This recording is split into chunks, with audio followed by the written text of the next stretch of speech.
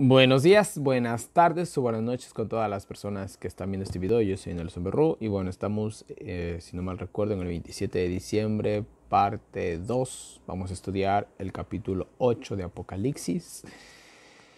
Y bueno, vamos a tener un estudio que ha causado, sobre todo en los últimos tiempos, en los últimos días, semanas, meses, mucha controversia.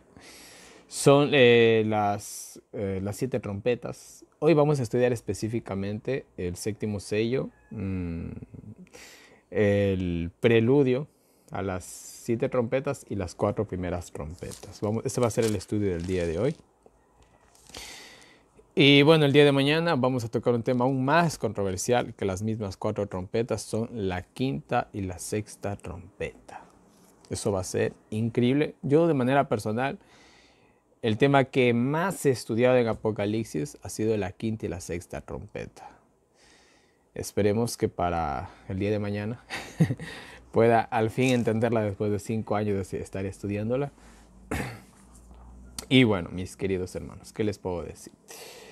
Una vez más, agradecer a todas las personas que apoyan el Ministerio de Profecías Bíblicas, sobre todo en estos tiempos. La verdad, para todo el mundo está mega súper difícil. Así que muchas gracias a todos los que me dan su granito de arena. Y bueno, sin más preámbulos, vamos a hacer una oración para estudiar el tema del día de hoy, por favor. Acompáñenme en oración. Padre nuestro que estás en el cielo, santificado sea tu nombre, mi Señor. Gracias por un día más de vida. Una vez más estamos aquí ante tu presencia, dándote las gracias por todas las cosas que haces por nosotros. Para bien o para mal, todos tus caminos nos llevan a ti y eso es todo lo que necesitamos, mi Dios. Mi Señor, estamos en el estudio de Apocalipsis 8. Tocaremos temas controversiales. Danos, por favor, la manera de poder entender esta profecía de manera clara y concreta. Que no queden aquí nuestras ideas, nuestra imaginación, nuestros pensamientos, que queden totalmente desechados, por favor. Mi Dios, te lo pido, te lo suplico, te lo imploro. Permite que pase eso. ¿Sí? Te pido por todos los pedidos de oraciones que llegan al Ministerio de Profecías Bíblicas. Seas tú también orando en la vida de cada una de esas personas para poder hacer tu santa y divina voluntad. Te lo pedimos todo sin merecerlo, en el nombre de tu Hijo amado Cristo Jesús. Amén. Bueno, cuando nosotros estábamos estudiando el capítulo 6, nos quedamos en el sexto sello. Ahí hubo un pequeño paréntesis para explicar quiénes eran los que iban a quedar en pie. Hablamos de los 144,000. Nos faltaron algunos detalles aún. Pero ahorita vamos al estudio del... bueno, esto lo completamos en el estudio del capítulo 14. Y ahorita vamos al estudio del capítulo 8. Vamos a continuar este paréntesis que se abrió en el capítulo 7. Y bueno, empezamos con el... Continuamos, mejor dicho, sería la palabra más adecuada, con el séptimo sello. Y no hay mucho que decir. Y el pasaje bíblico nos dice así: y cuando abrió el séptimo sello, cuando se abre al final el séptimo sello, ya hablamos bastante de esto en el capítulo 6, no vamos a entrar otra vez en detalles. Fue hecho silencio en el cielo como por media hora. Y no dice nada más. Ahora, la pregunta es, ¿qué sucede en el cielo para que haya silencio por media hora? Aquí hay muchas interpretaciones. Primero, hablando proféticamente, media hora, estamos hablando proféticamente haciendo el equivalente de día por año. Media hora estamos hablando de una semana, 7 días. Ahora, si tomamos este tiempo literal, que lo podemos hacer, tendríamos también que hacer algo. Tomar la hora de Apocalipsis 17 también como literal. Estamos en el mismo contexto de Apocalipsis y el mismo autor está usando las mismas medidas de tiempo. Ojo con eso, que nos va a ayudar quizás nos pueda ayudar a entender ciertas cosas que veamos más adelante, ¿sí? Pero bueno, el cielo se queda en silencio por media hora. Muchos interpretan esto como los 7 días que nos vamos a tardar en llegar al cielo, según Primeros Escritos, página 16. Mateo 25, 31 nos dice también que el cielo se queda sin ángeles. Todos los ángeles vienen para llevar al hombre al cielo. vienen en la segunda venida de Cristo. Es interesante también que la historia termina exactamente como empezó, con una semana de silencio. Porque sí, Cristo se tardó una semana en crear el mundo, fue una semana de silencio, no había nada que decir, pues el planeta estaba solitario hasta que se creó el hombre más o menos. Y fue una semana de silencio y la historia termina también con una semana de silencio. Es muy interesante, muy interesante esta perspectiva. Algo más para enfatizar es que el profeta no dice media hora exactamente, sino dice como por media hora, casi por media hora.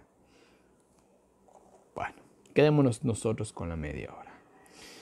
Entonces, este evento de esta media hora ocurre solamente cuando Cristo viene, porque después del sexto sello se ve al cielo abrirse, entonces es Cristo que está viniendo, bueno, etcétera.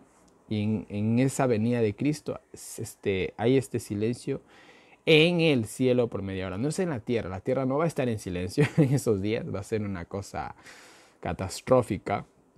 Creo que quizás será la palabra más adecuada para describir ese evento. Va a ser algo terrible. Entonces, solo el cielo se va a quedar en silencio, como media hora posiblemente, porque no se quedan los ángeles. Cada ángel termina su función y vienen a dar la bienvenida al hombre a la tierra. Y bueno, ahí finaliza prácticamente lo que sería el séptimo sello. Ahora, termina esta secuencia y va a empezar otra secuencia. No nos olvidemos que Apocalipsis no está escrito en una manera cronológica. Las secuencias están escritas en manera cronológica. Por ejemplo, las 7 iglesias están escritas en manera cronológica. Los 7 sellos están escritos en manera cronológica. Pero nosotros no podemos decir, es que después de los 7 sellos pasa esto. No podemos nosotros decir eso. Si hacemos eso, ahí entramos en serios problemas de interpretación. Y bueno, empieza así. Versículo 2.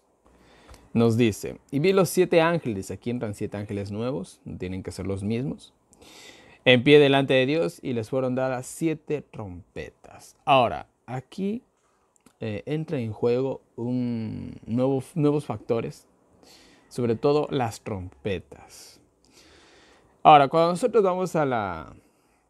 Bueno, voy a leerles el versículo 3 también. Y otro ángel vino, otro ángel fuera de los 7, muchos dicen que es Jesús posiblemente, y se puso en pie delante del altar, teniendo un incensario de oro. Este ángel tiene un incensario de oro. ¿Esto a quién les recuerda? ¿Quién llevaba un incensario de oro en el templo, en el tabernáculo? El sumo sacerdote, el que intercedía por el pueblo. Y le fue dado mucho incienso para que lo ofreciese con las oraciones de los santos. O sea, el incienso, muchos interpretan el incienso como los méritos de Cristo. Las oraciones de los santos sobre el altar de oro que estaba delante del trono. Bueno, vamos primero que nada a aclarar la cuestión de las trompetas. Vamos a analizar a profundidad estos versículos. Cuando nosotros vamos a la Biblia, lo que nos recuerda mucho esto es el Yom Kippur. Si nosotros vamos al estudio que hicimos de Levíticos 23 y Levíticos 16, si no mal recuerdo, donde hablábamos específicamente del Yom Kippur, incluso les dejé una tabla con todas las fiestas y su orden y toda esa cuestión. Muy bonita también, por cierto. Fue un estudio bien profundo que hicimos. Nosotros, el Yom Kippur empezaba en el 7º mes. Interesante, que es el 7º mes, 7º milenio, Cristo por venir, bueno, etc. Y el Yom Kippur era el día más solemne del pueblo de Israel. Era el día en los que sus pecados eran borrados. No perdonados, sino borrados. Porque a lo largo del año se los perdonaba, pero había un registro. Y ese registro se borraba, hablando en un sentido simbólico, en el cielo, se borraba ese día. Entonces era un día muy solemne. Ahora, ese día se anunciaba con el toque de 10 trompetas. Con el toque de 10 trompetas. Pues desde el primer día hasta el día 10º se tocaba trompetas. Entonces cuando la gente estaba en su campamento o ya establecidos en Israel, como sea, ellos escuchaban las trompetas Y ellos sabían que se acercaba el día de la expiación, sabían que se acercaba el día del juicio y eso los preparaba. Ahora, si nosotros vamos a la historia de las 7 trompetas, que ya la vamos a analizar, nosotros sabemos que esto está anunciando el juicio de Dios. Vamos a ver hoy 2 interpretaciones de las 7 trompetas que son muy plausibles, ¿sí? Muy, muy plausibles. Y tranquilos, también vamos a estudiar la quinta, la sexta y la séptima, los cuales también la vamos a estudiar en otro contexto. Vamos a hacer todo de una manera lógica y que sea coherente, sin entrar en fanatismos, ni en especulaciones raras, ni nada por el estilo, ni poniendo la imaginación, ni dejándonos llevar por la imaginación. Yo les puedo asegurar algo, las 7 trompetas, no todas, porque no todas se repiten, o no todas tienen un cumplimiento escatológico, o no todas tienen un cumplimiento como lo vamos a ver con la quinta y la sexta, que son un punto aparte prácticamente esas trompetas, así como lo es el sexto sello en la línea de los 5 primeros sellos, es un punto aparte. Yo les dije que justamente el sexto sello se convierte en algo literal, rompe el esquema de lo simbólico de los primeros 5 sellos y se convierte en acontecimientos literales.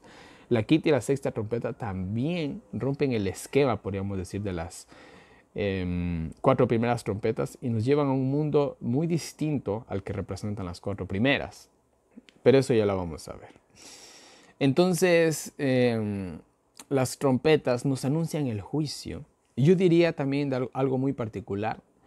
Nos avisan del final del juicio, sobre todo la quinta y la sexta. Ya vamos al estudio de ahí. Entonces tuvieron su cumplimiento las trompetas y volverán a tener su cumplimiento, ya vamos a analizar bien esto, cuando esté a punto de Cristo salir del santuario. Y se van a volver a tocar trompetas, porque Dios cuando hace algo lo avisa. No olvidemos lo que leímos en la introducción del libro de Apocalipsis. Les voy a volver a leer, es un párrafo muy pequeño. Nos decía, de esta manera, ciertas predicciones que podrían haber hallado un cumplimiento pleno en una época anterior de la historia fueron diferidas a causa del fracaso de la iglesia que no se puso a la altura de sus privilegios. Muchos dirán, es que las trompetas, sobre todo la quinta y la sexta, me estoy enfatizando en la quinta y la sexta, aunque no es el estudio aún. Muchos dicen, es que ya se cumplieron, no se pueden volver a cumplir. Hermanos, debido a que la iglesia fracasó y Cristo pudo haber venido alrededor de los años 1900, pero lastimosamente se alargó y vivimos en un mundo nuevo, a más de 1,5 siglos de distancia de ciertos eventos que ya se cumplieron. Hay cosas que se van a volver a cumplir. Hay profecías que hay que volverlas a ver en el contexto de hoy en la actualidad y decir, oye, esto como que parece que se está haciendo una referencia a dicho evento. ¿Sí? Pero eso sí, aunque yo estoy hablando de un doble cumplimiento, nunca por nunca, mis queridos hermanos, vamos a romper la regla de oro para interpretar las profecías. Un pasaje bíblico se explica con otro pasaje bíblico. Y eso ya lo vamos a ver ahorita con las 4 primeras trompetas. Vamos a seguir. Entonces, las trompetas nos hablan del Yom Kippur. Aquí estamos viendo, verán, en las 7 iglesias, podríamos decir que las 7 iglesias vimos la Pascua, porque las 7 iglesias están relacionadas un poquito con la ascensión de Cristo, su muerte, bueno, etc. Los 7 sellos podríamos hablar del Pentecostés. Y las 7 trompetas podemos hablar del Yom Kippur. Tranquilamente. Las 7 iglesias, el candelero de oro. Los 7 sellos, la mesa de los panes, el trono de Dios. Las 7 trompetas, el altar del incienso. Aquí aparece el altar del incienso. Estamos viendo también el tabernáculo en todo Apocalipsis, de manera implícita. No de manera implícita, de manera directa. Está en Apocalipsis, lo vemos en Apocalipsis.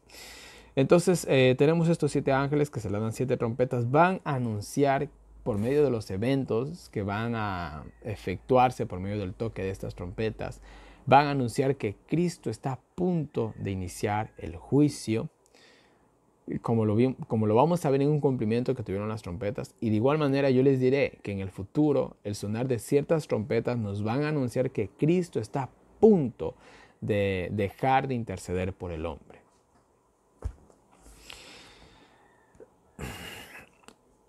Bueno, con respecto al otro ángel que viene y pone su incensario frente al altar de oro, etcétera, etcétera. Nosotros, si vamos a la Biblia y vemos, por ejemplo, Hebreos 7:25, Romanos 8:34, Primera de Timoteo 2:5, Juan 14:6, Hechos capítulo 4, versículo 12, ahí vemos a Cristo como nuestro intercesor. Entonces, este otro ángel puede ser tranquilamente Cristo Jesús.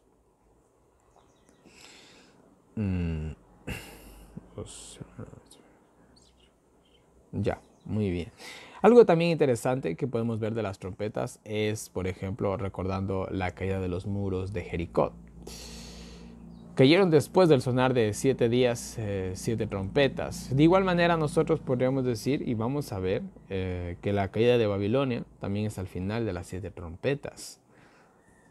Bueno, es un pequeño paralelismo de los muchos que hay en la Biblia. Y eso. Ahora, Cristo, aquí nosotros vemos que Cristo está para pasar a su segunda fase, pues Cristo se levanta, va ante el altar del incienso. Estaba podríamos decir que en la parte de acá, en el candelero de oro, cuidando las 7 iglesias a lo largo de la historia. Pero ahora él va a una segunda fase, va al lugar santísimo. Y eso lo vamos a ver más adelantito. Pero él ya se pone de pie, se acerca al altar del incienso, que está cada vez más cerca, está a punto de entrar al lugar santísimo, en el arca del pacto, el segundo trono de Dios. No nos olvidemos que el trono de Dios tiene ruedas, puede movilizarse. Bueno, eso vamos a verlo más adelante. Entonces, él va a pasar a su segunda fase en el santuario. Está a punto de pasar a su segunda fase en el santuario. Miren, el sacerdote tomaba carbón o cenizas, carbones encendidos del altar del holocausto para el altar del incienso. En este sentido, podríamos decir, muchos dicen, los méritos de Cristo son el incienso. Y bueno, aquí nos dice específicamente que al ángel, a Jesús, le es dado mucho incienso para que lo ofreciese con las oraciones de todos los santos. Entonces, si el incienso son los méritos de Cristo, entonces, ¿qué son las oraciones de los santos? Aquí es un poco confuso y ambiguo entender esto, pero mira, vamos a ponerlo de la manera simple. Para poder tener un incienso agradable ante Dios, se ocupaban los siguientes elementos. Se ocupaban carbones encendidos del altar del holocausto. Obviamente se ocupaba el incienso. Se ocupaban también especies aromáticas. Todo esto según Éxodo capítulo 30, versículos 34 y 36. Y también podemos entrar en Efesios 5:2. Estos eran los factores para poder formar un incienso agradable. Entonces no nos olvidemos que los carbones del altar del holocausto estaban empapados, por así decirlo, o estaban, ¿cuál sería la otra palabra? Estaban impernados de sangre de sacrificios. Entonces era necesario de esos carbones. Tú no podías coger un carbón bonito de una manera virgen o algún carbón virgen que no haya sido, no, tenías que ser del altar, porque era un simbolismo de los méritos de Cristo. Entonces yo podría decir que el carbón eran los méritos de Cristo, junto con las especies, y el incienso serían las oraciones de los santos. Es lo más coherente que yo veo a todo esto y no tiene ningún problema de interpretación. Entonces, esto es lo que se hacía. El versículo 4 nos dice, y el humo, acuérdense de esto, aparece humo, en la quinta trompeta aparece humo de nuevo, ya vamos a llegar ahí. Y el humo del incienso subió de la mano del ángel, de la mano de Cristo, delante de Dios, con las oraciones de los santos. Amén. Entonces es aceptable la intercesión de este ángel, que posiblemente sea Cristo, más que seguro es Cristo, ante Dios, pues está acompañada con los méritos de Cristo, nuestras oraciones, Cristo las arregla y llega ante el Padre y somos aceptados gracias a Cristo ante el Padre, ante Dios. Amén por eso. De igual manera, si nosotros hablamos de oraciones como incienso, Podemos recordar Salmos 141, 1 y 2, Apocalipsis capítulo 5 y versículo 8 también. Ahora, si hablamos de este humo, podríamos decir que el humo simbolizaría oraciones ejecutadas, cumplidas, escuchadas, como lo vemos aquí en el mismo pasaje bíblico. Son detalles que nos van a ayudar más adelante en el estudio de la quinta trompeta. Versículo 5, y el ángel tomó el incensario y lo llenó del fuego del altar, escuchen, y lo arrojó a la tierra.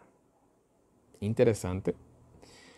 Y hubo voces, truenos, relámpagos y un gran terremoto. Ahora, si tú coges un incensario y lo llenas de fuego y lo arrojas, significa que acaba de culminar el propósito de dicho artículo, en este caso el incensario. Entonces significa que ya no se está quemando especies ahí, ya no está subiendo el humo delante de Dios. Se acabó. Sí, se acabó. Entonces este simbolismo pone en énfasis el fin de la intercesión de Cristo.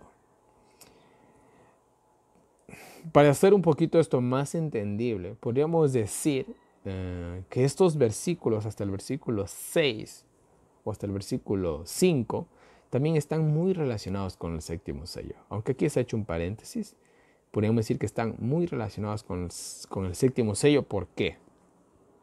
Cristo deja de interceder por nosotros, arroja su incensario, su artículo de intercesión por nosotros. Y en la tierra hay voces, truenos y relámpagos y terremotos, o un gran terremoto, como sea la interpretación.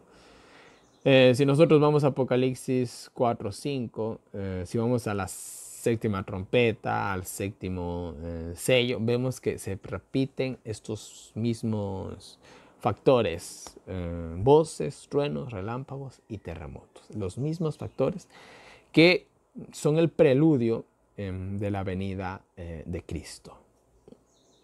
Entonces yo relaciono mucho estos pasajes bíblicos con el clímax tranquilamente del séptimo sello. Tiene su entendimiento. También lo podemos ver en un esquema aparte de que esto simplemente nos simboliza el final de la intercesión de Cristo, pero se salta, aquí se adelanta un poquito el evento y nos describe el final de lo que va a ser realmente la intercesión de Cristo. Bueno, podemos entenderlo como se nos haga más fácil, tranquilamente. ¿Dónde me quedé? Perdón. Muy bien, entonces vemos que este ángel también sale del templo, porque para arrojarlo a la tierra tiene que salir del templo. Y esto nos recuerda una vez más al Yom Kippur. En el Yom Kippur, el Yom Kippur, el sumo sacerdote entraba, se preparaba, intercedía por el pueblo, hacía lo que hacía. Una vez que él terminaba, salía y se cambiaba de ropas en realidad y se presentaba ante el pueblo. Y todo el mundo lo veía y obviamente era un gran gozo, una gran alegría saber que el hombre tuvo éxito en la intercesión de los pecados. Entonces aquí también tenemos a Cristo que sale. Y aquí se describe de cierta manera muy rápida y media implícita la segunda venida de Cristo una vez más. Y bueno, versículo 6. Los 7 ángeles que tenían las 7 trompetas se aprestaron o se prepararon para tocarlas. Ahora los ángeles van a tocar las 7 trompetas. Y una vez más volvemos al principio de la historia. Recordemos que también que Apocalipsis, su énfasis, a diferencia de Daniel, es desde la ascensión de Cristo hasta su segunda venida. Casi todo Apocalipsis es así. Apocalipsis rarísima vez, yo me atrevo a decir que prácticamente no se va más lejos desde la muerte de Cristo. O sea, el libro de Apocalipsis casi no toca el periodo de las 4 primeras bestias, prácticamente. Ya vamos a entrar en más análisis de esto. Pero bueno, por el momento quedémonos con esto, ¿ya? Algo más con respecto a las 7 iglesias, los 7 sellos y las 7 trompetas es que las 7 iglesias denuncian la apostasía, como lo vimos.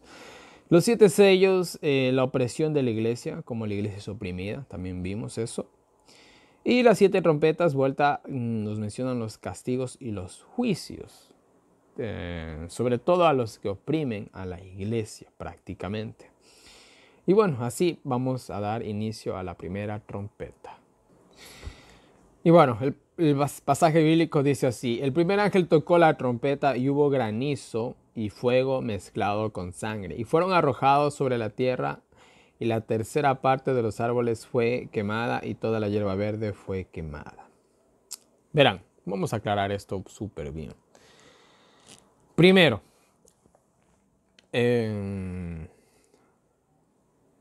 lastimosamente hoy en la actualidad muchos adventistas y muchos estudiosos incluso de la palabra de Dios se han dejado llevar por la imaginación. Primero que nada, no tengo nada en contra de estas personas. De hecho, tengo muchos amigos de muchos ministerios que piensan muy diferente a mí. Siguen siendo mis amigos, los llevo en el corazón.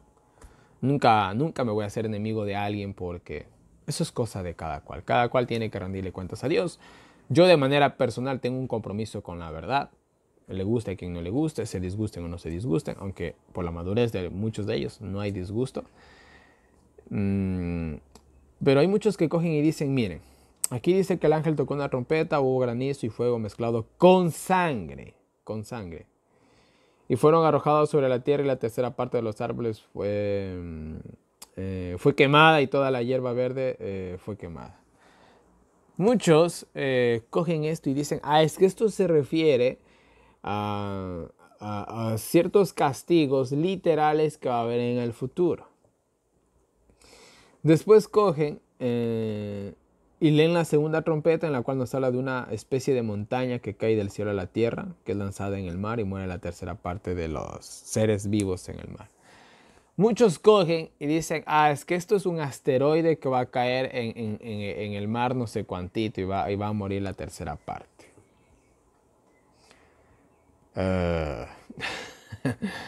¿Por dónde empezamos? Verán, si esto es literal, si en el mar llega a caer un asteroide, hermanos, esto podría producir olas tranquilamente, y por ser un poquito, por no ser tan exagerado, podría producir olas aproximadamente de 50 metros. Y yo no sé qué ciudad o qué país del mundo puede soportar una ola de 50 metros. Si estamos hablando de que un asteroide, escúchenme bien, un asteroide cae, y verán que no estamos hablando de una piedrita ahí, es un asteroide, estamos hablando quizás de uno que tenga algunos metros, o incluso uno o un par de kilómetros, llega a caer en el mar. Oigan, esta no la cuenta nadie, ¿sí? No la cuenta nadie. Si tal fuera el caso, lo primero que tendría que caer sería el asteroide en el mar, para que después sea afectada la Tierra, si ese fuera el orden. De igual manera, muchos dicen: bueno, es que va a caer también granizo y fuego mezclado con sangre. Esto hace imposible la interpretación literal así como lo he expuesto, de este pasaje bíblico, pues si el elemento de la sangre está mezclado en estos factores, es imposible que sea literal. No se está hablando de algo simbólico sí o sí. Muchos dirán: es que la sangre es simbólica, pero el resto es literal. No es así. Podemos nosotros coger y separar, como se hizo en el estudio del capítulo 6, podemos separar el sexto sello de la línea simbólica y tener todo el sexto sello de una manera literal. Pero no podemos coger al sexto sello y decir: esto es literal, esto es simbólico, esto es literal y esto es simbólico. De la misma manera, no podemos hacer eso con las trompetas. Si yo puedo decir que esto es un asteroide, yo puedo irme tranquilamente al capítulo 9 de Apocalipsis y leer la sexta trompeta y leerme el versículo 17, y dice así: y así vi en visión los caballos y los que sobre ellos estaban sentados, los cuales tenían corazas de fuego, de jacinto y de azufre, y las cabezas de los caballos eran como cabezas de leones, y de sus bocas salía fuego, humo y azufre. Si yo me dejo llevar por la imaginación, ¿saben qué acabo de ver yo aquí en el capítulo 9 y versículo 17? Acabo de ver un tanque de guerra. Sí, acabo de ver un tanque de guerra. Les describo de nuevo. Y las cabezas de los caballos eran como cabezas de leones y de sus bocas salía fuego. ¿Un tanque de guerra acaso no dispara fuego? ¿No dispara misiles como fuego? Yo acabo de ver un tanque de guerra. Si me voy a la quinta trompeta, hablo de unas langostas que vuelan y hacen un montón de cosas. Yo veo ahí un helicóptero militar. Yo puedo interpretar así la Biblia, dejándome llevar por la imaginación. Acabo de ver un helicóptero, acabo de ver un tanque de guerra. Y si me dejo llevar por mi imaginación, puedo ver hasta Scooby-Doo en esta profecía. No es así. Nosotros tenemos que coger la Biblia. Estamos interpretando Apocalipsis. Y vemos que Apocalipsis, para entender Apocalipsis, necesitamos entender toda la Biblia, como ya lo hemos visto. Si nosotros vamos a la primera trompeta, decimos lo siguiente: ¿en dónde cayó granizo y fuego? Esa es la pregunta que tenemos que hacernos. ¿En dónde cayó granizo y fuego? Fue afectada una parte y otra no. ¿En dónde sucedió eso? Vamos, piensen, está fácil. Egipto, las 10 plagas. Ahí viene el simbolismo. ¿Ya? Pero mire, descartando la interpretación imaginaria que yo acabo de hacer y que han hecho algunos estudiosos de la Biblia, hermanos, una vez más les voy a decir algo. Como dice el libro de Isaías, maldito el hombre quien confía en el hombre. Yo voy a hacer una exposición, estoy haciendo una exposición de las trompetas y de todo el libro de Apocalipsis. Ustedes deben de coger lo que yo digo, todo lo que yo digo, con el beneficio de la duda. Porque el que les está hablando no es Dios, yo no soy Dios. Si ustedes me peñizcan, yo voy a decir ay, ay, ay, porque me duele, porque soy mortal. Ustedes tienen que decir, es interesante lo que dice el hermano Nelson. ¿Será que lo que está diciendo él es verdad? Hacer como hacían los bereanos con Pablo. No, es que no hay que dudar. No. Pero tampoco hay que tener una fe ciega en hombres. Ustedes tienen que ser como los bereanos que vimos en Hechos 17:11, 11:17. Siempre me confundo ahí el pasaje bíblico, pero bueno. Escucharon a Pablo, acuérdense a quién están escuchando, a Pablo. Si yo escuchara a Pablo, créanme que no tuviera la más mínima duda, pero ellos sí. Escucharon a Pablo, anotaban todo lo que decía Pablo, iban a sus casas, en sus Biblias enormes que han de haber tenido, y veían si todo lo que decía Pablo era cierto. Eso es lo que debemos de hacer. Pero a veces nosotros vemos un video de 1 hora y nosotros ya nos creemos todo. Nos creímos todo, absolutamente todo. Somos peores que niños. Porque un niño pregunta, ¿eh? Un niño pregunta, ¿y por qué? ¿Y esto? ¿Y lo otro? Dicen que un niño más o menos hace como, creo que una vez escuché que hace como 700 preguntas en un día. si no mal recuerdo. Bueno, pónganme que son 300. Son 300 preguntas en un día. Eso nosotros debemos de hacer. No se queden, por favor, con lo que yo les voy a decir. Ustedes investiguen, anoten los pasajes bíblicos que yo les digo y verifiquen si lo que estoy diciendo es verdad o mentira. Eso es lo que debe de hacer un verdadero cristiano. No se pueden quedar a medias tintas, por favor. Vamos a la interpretación, a las 2 interpretaciones que tienen las 4 primeras trompetas. ¿Por qué digo 2 interpretaciones? Hermanos, las 4 primeras trompetas nos describen, por un lado, la destrucción del Imperio Romano. Es muy plausible la interpretación, es muy buena la interpretación. Fue la interpretación oficial de la Iglesia Adventista en alguna ocasión, y sobre todo de Urias Smith. Alabado sea Urias Smith en el buen sentido de la palabra, fue un gran hombre de Dios. Sus interpretaciones con respecto a las trompetas hasta el día de hoy son polémicas, pero son muy interesantes. No podemos descartarlas del todo. Entonces vamos a ver la interpretación de Urias Smith que les aplica al Imperio Romano, y vamos a ver también otro punto de vista con respecto al historicismo. Cómo a lo largo de la historia se cumplen las 6 primeras trompetas, desde la crucifixión de Cristo hasta 1844. Pero a su vez también vamos a ver cómo se cumplieron en la destrucción del Imperio Romano hasta 1844. ¿Sí? Y la primera trompeta dice así. El primer ángel tocó la trompeta y hubo granizo. Granizo, podemos irnos a Éxodo capítulo 9, versículos 23 al 26. Y nos recordamos las plagas de Egipto. Si no mal recuerdo, el granizo mezclado con fuego, creo que era la séptima plaga de Egipto, la sexta, algo así. No, la séptima creo que era. También nos recuerda esto a qué? A Sodoma y Gomorra. Entonces estamos viendo un castigo divino. El lenguaje simbólico nos dice, esto es un castigo divino. Mezclados con sangre. ¿Qué significa sangre? Sangre significa muerte. Muerte. En pocas palabras eso significa. Entonces vemos un castigo divino que trae muerte. Eso es lo que nos dice el lenguaje simbólico. Haciendo referencia a Egipto y a Sodoma y Gomorra. Y fueron arrojados sobre la tierra, sobre la faz de la tierra, los moradores de la tierra. Y la tercera parte de los árboles fue quemada y toda la hierba verde fue quemada. Es interesante que nos hable de árboles y hierba verde. Hierba verde. Aclaremos bien ese punto.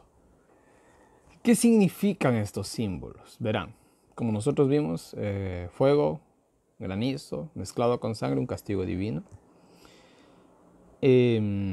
Fue esto arrojado sobre la faz de la tierra.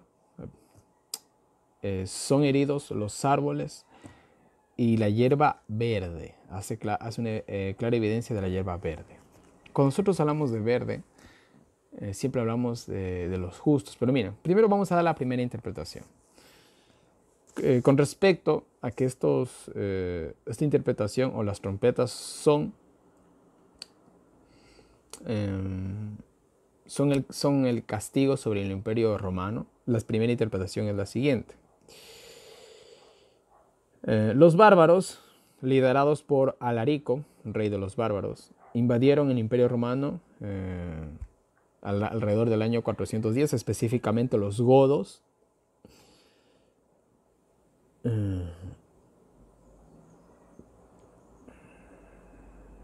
¿Ya? Y bueno, ya se han de imaginar cómo fue todo ese desastre, hubieron muerte y todo eso. Obviamente que en estas guerras los árboles, la hierba, la fauna sufren mucho, tranquilamente, eso se entiende perfectamente. Entonces la primera interpretación es, por ejemplo, es de Alarico, el rey de los godos, los bárbaros, que invadieron Roma alrededor del año 410. Muchos dan a este pasaje bíblico ese cumplimiento, ¿sí? Bueno, el fuego, la destrucción, fue el que trajo Alarico, trajo sangre, matanzas, la naturaleza también quedó afectada. Entonces muchos dicen, esto se cumplió con Alarico alrededor del año 410, cuando invadieron por primera vez el imperio romano. Al granizo es porque ellos vinieron del norte, geográficamente, invadieron desde el norte, entonces eso significa granizo.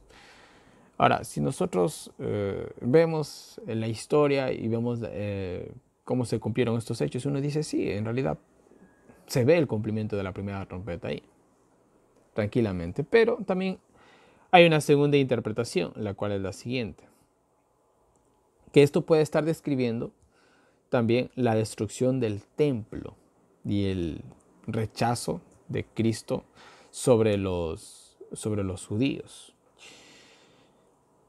Granizos como castigo divino. Salmos capítulo 105, versículo 32. Éxodo capítulo 9, versículos 3 al 35, donde se describe la plaga del granizo en Egipto.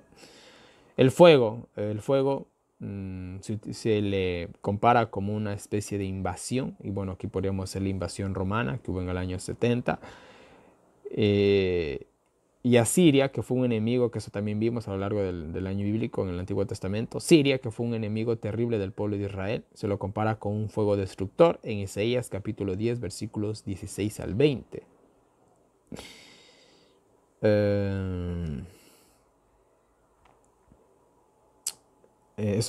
También nos ayuda a entender todo esto. Jeremías capítulo 4, versículo 4, Génesis 19, 24. Vemos un castigo de Dios con la ira divina, como sucedió con Sodoma y Gomorra.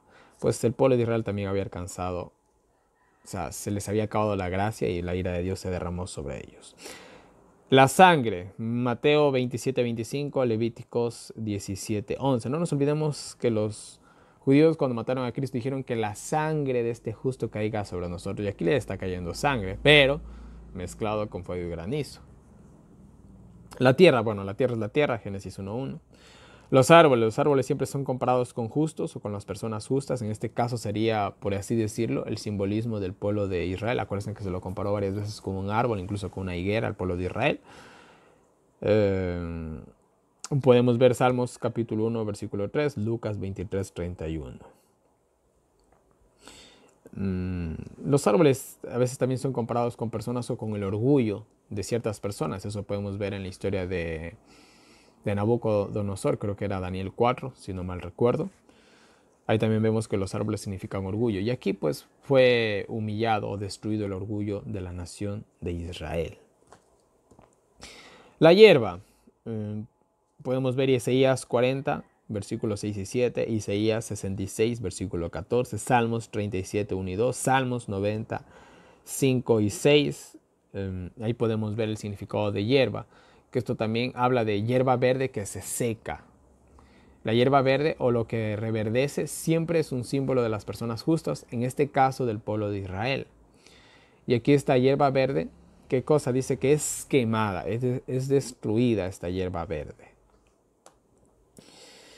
Tercera parte, según Apocalipsis 12:4, Apocalipsis 13. En Apocalipsis 16:13 vemos la Trinidad satánica.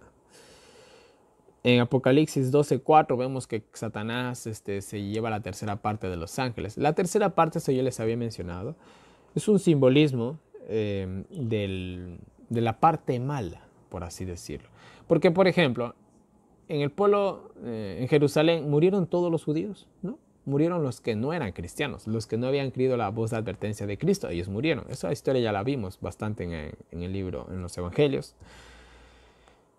Entonces, hace un simbolismo de la parte mala. Fue quemada, fue destruida la tercera parte, significa la parte mala, los impíos, porque la tercera parte siempre tiene que ver con lo malo. En este caso, el mejor énfasis que tenemos es Apocalipsis capítulo 12 y versículo 4, la tercera parte. Y bueno, también podemos ver de que se cumplió el juicio de Israel. A ver, no, algo más, se me olvida de la tercera parte. También podemos ver esto en Ezequiel 5:12, Zacarías 13:8 y 9. Y bueno, obviamente en Apocalipsis 9:18 y una vez más capítulo 2 y versículo 4, la tercera parte, haciendo una referencia a lo malo o a los malos o a la parte mala o a los impíos, llámenlo como quiera. Ahora, el juicio sobre Israel. Tenemos Mateo 11:22, Lucas 21:20-22, Primera de Pedro 4:17, el juicio empieza por la casa de Dios. En este caso las trompetas empiezan por la casa de Dios, el pueblo de Israel. Y esa es la segunda interpretación. ¿Cuál de estas dos interpretaciones es la sólida? Las dos. Tranquilamente, hermanos, hay profecías que son duales. Recordemos las 7 iglesias. Las 7 iglesias eran 7 iglesias literales, 7 iglesias a lo largo de la historia, 7 caracteres. Las 7 iglesias se encuentran en el tiempo del fin. Oye, 4. Tenemos 4 puntos de vista de las 7 iglesias. ¿Qué pecado tiene que tengamos 2 puntos de vista de las 7 trompetas? No tiene ningún pecado. De hecho, nos ayuda a entender. Podríamos decir que las 7 trompetas o las 4 trompetas tuvieron un cumplimiento en la época de la primera era cristiana. Después tuvieron un cumplimiento ahora para nosotros en el tiempo del fin. Es plausible, no tiene ningún problema. Entonces, esas son las dos interpretaciones que tenemos con las 4 primeras trompetas. Algo más de la tercera parte, es interesante saber que cuando Constantino murió, él dejó el imperio a sus 3 hijos. Teníamos a Constancio, que era de Oriente, él gobernaba la parte de Oriente, y Constantinopla. Constantino II, él él gobernaba lo que era Galia, Bretaña y España. Teníamos a Constante, él gobernaba vuelta a lo que era Iliria. A ver.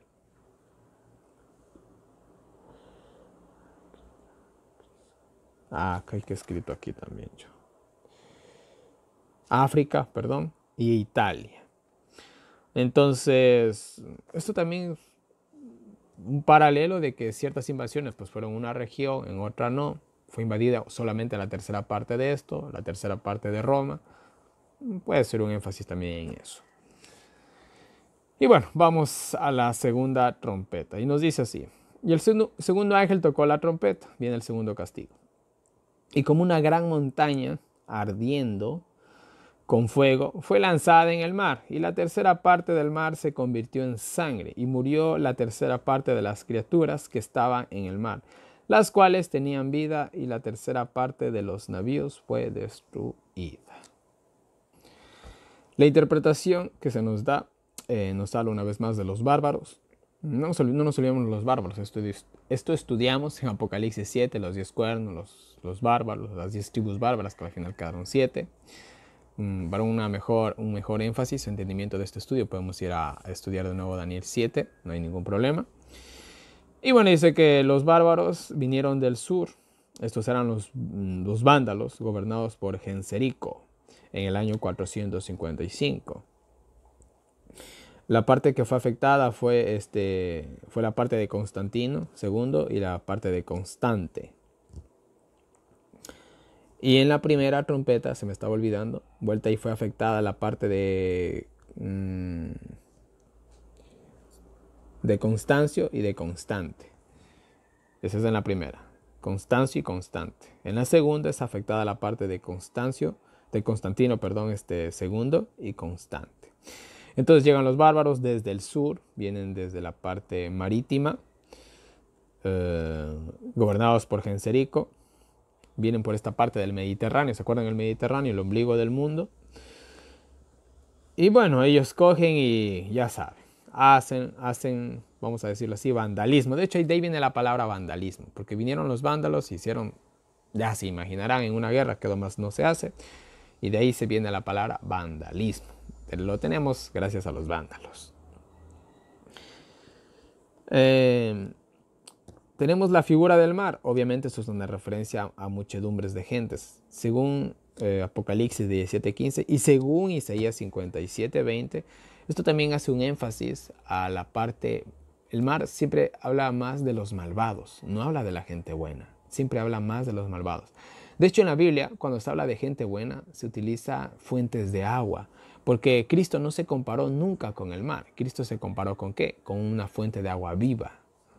Entonces el mar siempre es la parte mala, o lo de los malvados. Las naves, Ezequiel capítulo 27, versículos 25 al 27, Isaías 2, 16 al 17, Apocalipsis 18, 17 y 17, y en el capítulo y versículo 19 también. Hablamos de los navíos. Los navíos son un símbolo de orgullo, de comercio. Eso significan las naves. La montaña, esto hace una referencia a una nación, según Jeremías 51, 24, 25, específicamente Babilonia.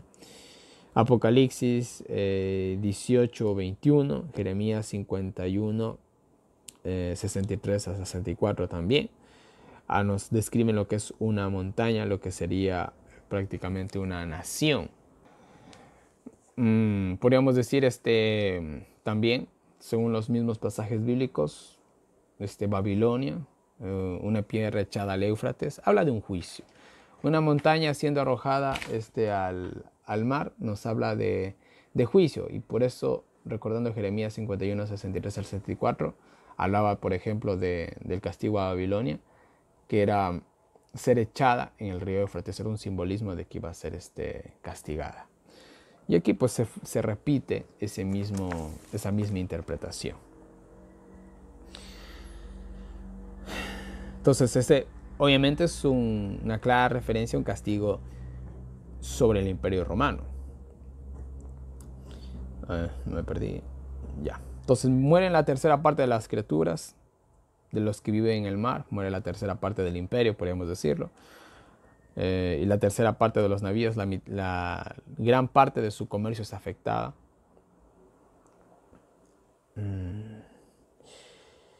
Y bueno, mueren tanto humanos como el comercio, etcétera, etcétera, etcétera. Esa es la interpretación que se da. Vuelvo y repito, esto se hace referencia al año 455. Ahora, si vamos a la segunda interpretación, en el sentido historicista, estamos hablando de la destrucción total del Imperio Romano por mano de los bárbaros en el año 476. La montaña, obviamente una referencia al Imperio Romano siendo destruido según los pasajes que ya les di. El mar, pues la parte impía del Imperio Romano que se perdió, o el Imperio Romano en sí que se perdió, aunque el Imperio Romano no desapareció, solamente pasó a un segundo amo. Los peces son comparados en la Biblia con seres humanos. Eso lo podemos ver en Ezequiel 29:5, Habacuc 1:14, Mateo 13:47, Lucas 5:10. Las naves, pues ya vimos el comercio, el orgullo, Ezequiel 27:25-27, Isaías 2:16-17, Apocalipsis 18, versículos 17 y versículos 19. Entonces, una interpretación nos habla del año 455, los bárbaros invaden desde el Mediterráneo, desde la parte sur, hacen su caos en Roma. La otra interpretación nos da la vuelta de la destrucción y la caída completa del Imperio Romano en el año 476, cuando el último emperador de Roma, que tenía alrededor de 10 años, cogió, renunció y cedió el poder a los bárbaros. Y listo, las dos interpretaciones son totalmente plausibles. Vamos a la tercera trompeta. Y la tercera trompeta nos dice, bueno, empieza así. Y el tercer ángel tocó la trompeta, viene el tercer castigo. Y cayó del cielo una grande estrella ardiendo como una antorcha y cayó sobre la tercera parte de los ríos y sobre las fuentes de las aguas. Y el nombre de la estrella se dice que era Ajenjo, que significa amargo. La tercera parte de las aguas, no mares, fue tornada en ajenjo y muchos hombres murieron por las aguas porque fueron hechas amargas. La primera interpretación es de Atila. ¿Quién no ha escuchado de Atila? El tipo era tan terrible que uno de sus títulos era el azote de Dios. O sea, el tipo era un ¿cuál es la palabra? Era terrible, vamos a decirlo así nomás. El tipo era terrible, ¿ya? Era rey de los hunos. Era alguien, dicen que era alguien deslumbrante. Era como, podríamos decir, era como Hitler. Sí, era como alguien como Hitler. Era alguien muy deslumbrante, muy poderoso. No sé, era alguien muy, muy, muy interesante. Se ha hecho hasta películas, creo, de él, aunque yo sinceramente no las he visto. Entonces, esto del simbolismo de la estrella, ¿no? Era como una estrella deslumbrante, como una estrella fugaz. Dicen que era Atila, según la interpretación que se le da. Y bueno, él afecta la tercera parte de las aguas. Y es interesante que Atila, que vino conquistando de Oriente, a ver,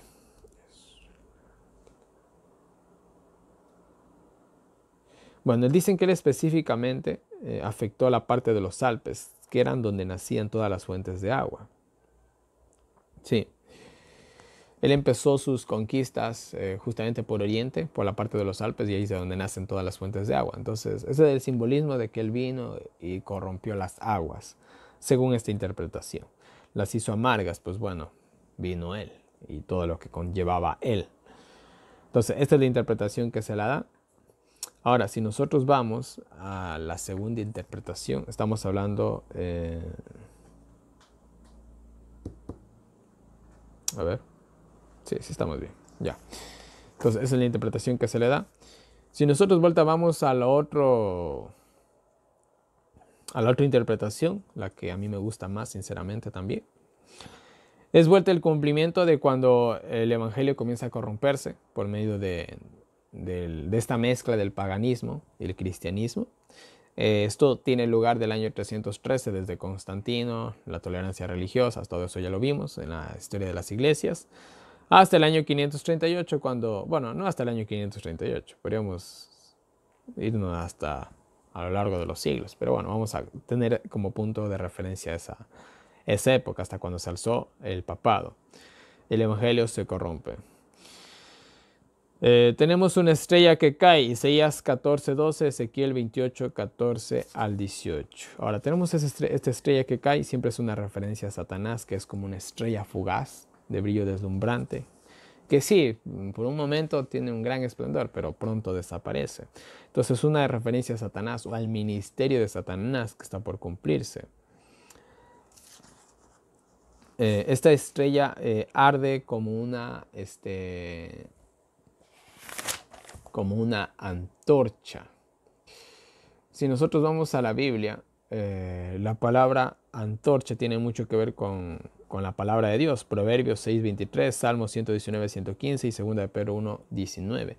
Siempre la palabra antorcha tiene una referencia con la palabra de Dios. Entonces vemos a Satanás que viene en todo su apogeo con un nuevo evangelio, que fue justamente el catolicismo. Los ríos o las fuentes de aguas, podemos hacer una referencia a Juan 4:10 y San Juan capítulo 4 versículo 10 al 14, San Juan capítulo 7 versículos 37 al 38, fuentes de agua, Joel capítulo 3 versículo 18, Jeremías 2:13, Proverbios 25 al 26, Apocalipsis capítulos 7 y versículos 17. Y esto, bueno, las fuentes de agua son una referencia a la palabra de Dios, a bendiciones, a Dios mismo, a buenas nuevas. Eso es lo que tenemos al Evangelio. Cristo como el agua viva. Esas son las referencias que tenemos. Entonces viene Satanás por medio del catolicismo y vuelve amargo el evangelio. Y bueno, si nosotros hablamos del catolicismo, acuérdense en indulgencias y un montón de cosas más. Era tan detestable la religión que habían hecho que la gente casi no quería saber nada de Cristo. Eso fue lo que hizo el catolicismo, volvió amargo el evangelio. Y eso, y bueno, si nosotros vamos al simbolismo del ajenjo, podemos ir a Amos capítulo 5, versículo 7, Lamentaciones 3, 15, 19, Jeremías 9, 14, 15 y también el capítulo 23 y el versículo 15. Y bueno, hablamos de injusticias, de castigo, castigos por la idolatría, castigos por la hipocresía. Bueno, vemos que el ajenjo tiene que ver con castigo, tiene que ver con injusticia. Es muy duro, está pasando algo muy duro. Esta estrella, Satanás viene, corrompe el evangelio lo hace muy amargo, hace un evangelio duro. Ahí tenemos, por ejemplo, ¿cómo se llamaba esto? Las profesiones, los castigos que se daban ahí para limpiarse de pecados. Hace un evangelio duro para el hombre, es lo que hace Satanás. Y bueno, como les dije, eso tiene lugar del año 303 al año 538. ¿Sí? Muy bien, y esta es la tercera trompeta. Vamos al estudio de la cuarta trompeta. Y bueno, la primera interpretación tiene lugar en el año 476, cuando Odoacro, rey de los Herulos, los bárbaros, destituyó a Rómulo Augusto, que tenía 10 años, era un niño, y bueno, vino Odoacro, y bueno, ese pobre muchacho no pudo hacer mucho contra ese rey de los bárbaros. Y bueno, simplemente el tipo terminó exiliado a este niño, y él quedó como gobernante sobre el imperio romano prácticamente. Perdón, no les leí el pasaje bíblico. Y el cuarto ángel tocó la trompeta y fue herida la tercera parte del sol. Aquí el sol se representaría la gloria del imperio romano, y la tercera parte de la luna y la tercera parte de las estrellas. Esto sería el consulado y el senado de Roma, de tal manera que se oscureció la tercera parte de ellos y no alumbraron la tercera parte del día y lo mismo de la noche. Entonces, el imperio romano queda eclipsado, pasa a la historia, fin del paganismo, etcétera, etcétera, etcétera. Esa es la primera interpretación. Si nosotros vamos a la A la otra interpretación tenemos lo siguiente. Estamos hablando de la edad oscura del año 538 al año 1563, 1517, 1798.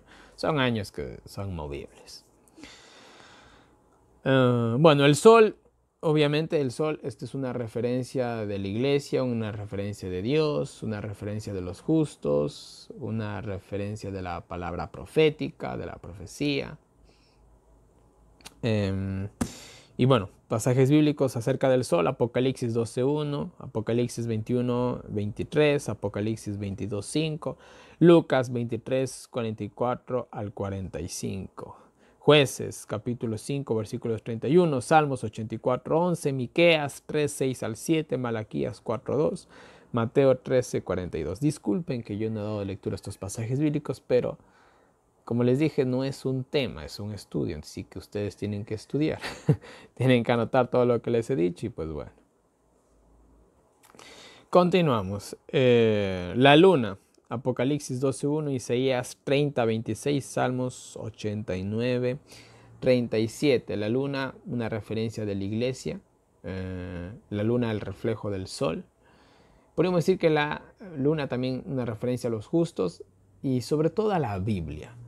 La Biblia, ¿por qué? Porque la luna es el reflejo del sol. ¿Cuál es el sol? Según Malaquías, 4:2 nos dice de que Cristo es el sol de justicia. Entonces, si Cristo es el sol, ¿qué es lo más parecido que tenemos a Cristo aquí en la tierra? La Biblia es el reflejo del carácter de Cristo y de la vida de Cristo y del amor de Cristo y bueno, de todo de Cristo. Entonces la luna sería la palabra de Dios. Entonces es eclipsado el ministerio de Cristo, que eso fue lo que pasó en estos 1260 años. Es eclipsada la palabra de Dios, la cual fue perseguida y quemada. Ya saben toda la historia. Entonces eso es la referencia que se hace aquí. Si hablamos de las estrellas es un simbolismo de Israel, de los ángeles. También es un simbolismo de cuando las estrellas se oscurecen, es un castigo. Las estrellas también como un mensaje, podemos acordarnos de la estrella de Belén y también un símbolo de Cristo como la estrella de la mañana. Y todos estos simbolismos los podemos encontrar en Génesis 2:2, Génesis capítulo 22 versículo 17, ¿sí? Génesis 22:17, Génesis 37:9, Apocalipsis 1:20, Job 38:7, Isaías 13:9 al 11, Mateo 2:2, Apocalipsis 22:16. Ahí nos habla de estrellas y de lo que involucra. Hablamos una vez más de la tercera parte. Estamos hablando de la parte malvada, como ya les dije, Ezequiel 5:12, Zacarías 3:8 al 9, Apocalipsis 9:18 y capítulos 12 y 4. Ahora, se oscurece el sol, se oscurece la luna y se oscurecen las estrellas, pero solo la tercera parte. Cuando nosotros vamos a la quinta trompeta, que es la que continúa, ahí se oscurecen por completo. Ya vamos a eso, es el siguiente capítulo a estudiar. ¿Qué se oscureció? ¿Qué significa que se oscureció? Injusticia, castigo, la profecía o la palabra de Dios tapada, ocultada. El abismo también está oscuro. No hay ayuda ni palabra de Dios. Tribulación. Impíos, eso significa lo que es oscureció, oscuridad, y para eso tenemos Isaías 59:10, segunda de Pedro 1:19, Judas capítulo 1 versículo 6, Miqueas 3:6, Isaías capítulo 8 versículo 22, Mateo 24:29 y primera de Tesalonicenses 5:7. La oscuridad pues siempre tiene que ver con cosas malas. Entonces, tenemos la justicia de Cristo, la palabra de Dios, los justos perseguidos también, son perseguidos, ocultados, el ministerio de Cristo es reemplazado, la palabra de Dios, ya saben, es repudiada, quemada, destruida. Se oscurece la tercera parte. ¿Por qué la tercera parte? Porque la Biblia no desapareció del todo. Todos los justos no murieron. El ministerio de Cristo del todo tampoco desapareció. Entonces, esa es la referencia que se hace a la tercera parte. Vuelvo y repito, estamos hablando del año 538 a 1563, todo el dominio papal por 1000 años aproximadamente. Entonces, esa es la segunda interpretación de la cuarta trompeta. Vuelvo a repetir, las dos interpretaciones son plausibles. Y hay muchas profecías así en la Biblia. Les puse, por ejemplo, las 7 iglesias. Nosotros podemos también hablar de Elías. Primero que nada tuvimos al primer Elías, el verdadero, el original.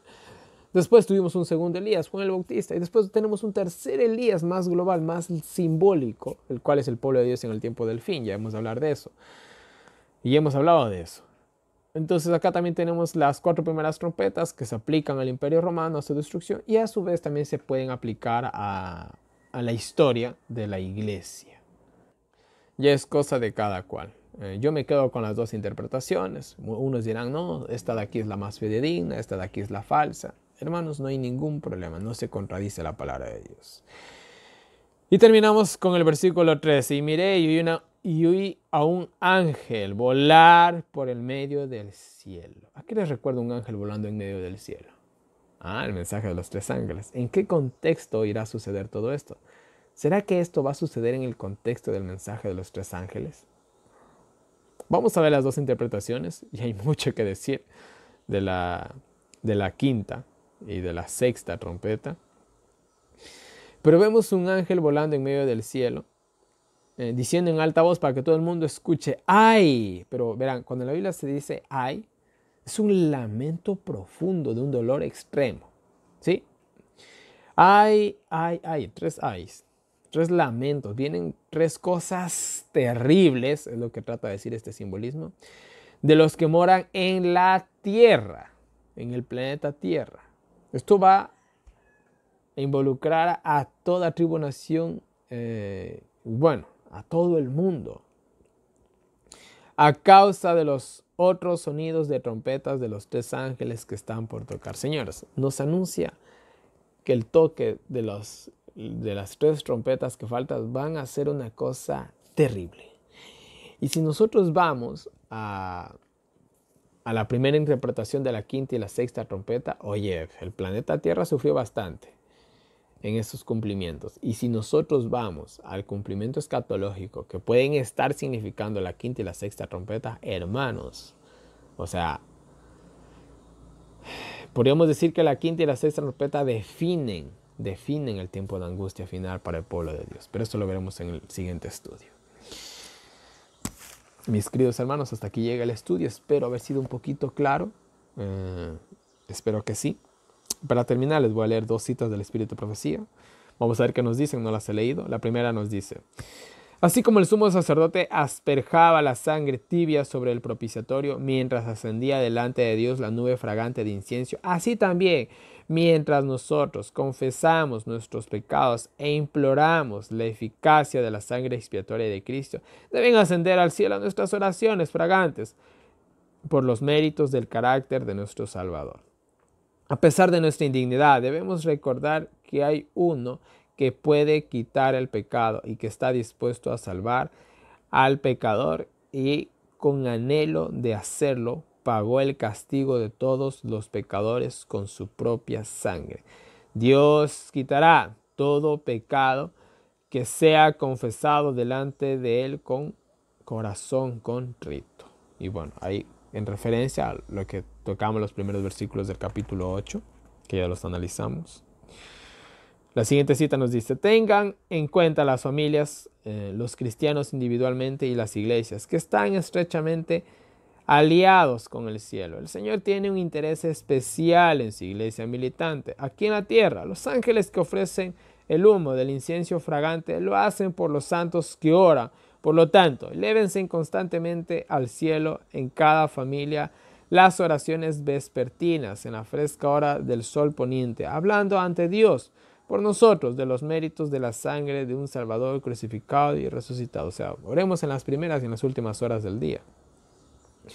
Solo esa sangre es eficaz, solo ella puede hacer propiciación por nuestros pecados. La sangre del unigénito Hijo de Dios es la que tiene valor para nosotros, a fin de que podamos acercarnos a Dios por su sangre. Quita el pecado del mundo. El universo celestial contempla de mañana y de tarde cada familia que ora, y el ángel con incienso que representa la sangre de la expiación haya acceso delante de Dios. Amén, mis queridos hermanos. Todo el cielo está dispuesto a interceder por nosotros, pero nosotros también tenemos que poner de parte. Es que Dios conoce mis pensamientos, ¿no, hermanos? Igual oremos y pidámosle a Dios siempre.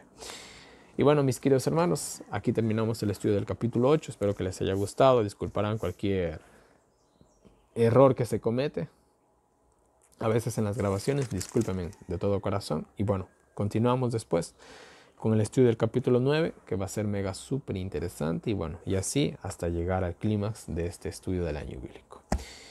Y bueno, una vez más, en pantalla tienen toda mi información de contacto para todas las personas que me quieran agregar al WhatsApp, recibir los enlaces del año bíblico, los audios del año bíblico, preguntas, sugerencias, correcciones, cualquier cosita, háganmelo llegar por ahí.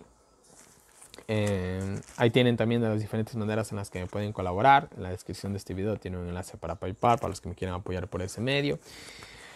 No se olviden de irse a diagramas, descárguense los diagramas, los esquemas, todo lo que les he compartido, para que puedan tener una mejor ayuda en el estudio de Apocalipsis. Y bueno, mis queridos hermanos, no les canso más. Que Dios nos bendiga a cada uno de nosotros, nos ayude a seguir adelante.